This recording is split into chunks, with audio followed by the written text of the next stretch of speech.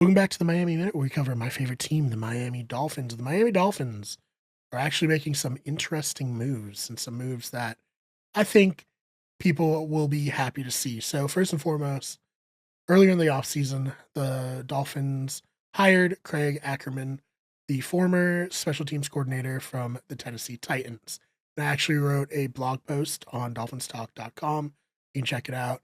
If you're watching this on the website, you can check it out by clicking my name. It'll come up with all of them. It's like the second or third blog I wrote for the website called Are the Dolphins Taking Special Teams Seriously? And I wrote it that way. Obviously, one, because it's a little inflammatory. You want to get people to click, right? But the other one is like, okay, why did Craig Ackerman get fired in the middle of the season? What game triggered it? Okay, and then I looked at the game and everything that happened in it, and ultimately they had two blocked punts. One was run back for a touchdown. The other, more devastatingly, got Ryan Stonehouse, the Titans punter at the time, injured. So he had a pretty devastating knee injury from that. Craig Ackerman gets fired. He's not on a team last year until the Dolphins sign him this year to try and improve their special teams unit. And then, very interestingly, they are able to sign Ryan Stonehouse. So for Ryan Stonehouse, he didn't come back as good as he was in 2023 before the knee injury. That's not that surprising.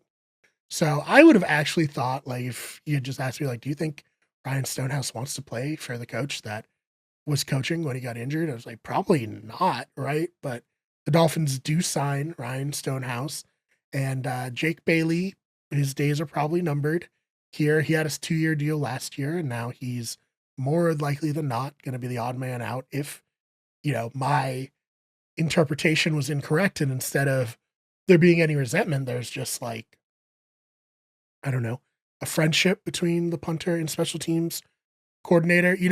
I think for any walk of life, for any job that you're in, if a new manager gets hired and they hire their friend to be in your same position, you're probably not long for that job, and update your resume. So that's kind of feels like what's going to happen here. And if you're going to return to form, I think he will be a bit of an upgrade for the Dolphins, but a surprise nonetheless. Another move that they made, which perhaps isn't as much of a surprise, but is, good for the Dolphins, is that the signed cornerback Artie Burns. So Artie Burns was a first round pick. He was the 25th overall pick out of the University of Miami in 2016 to the Pittsburgh Steelers. With the Steelers, he played there for the first 4 years rather of his career. Of course, 4 years.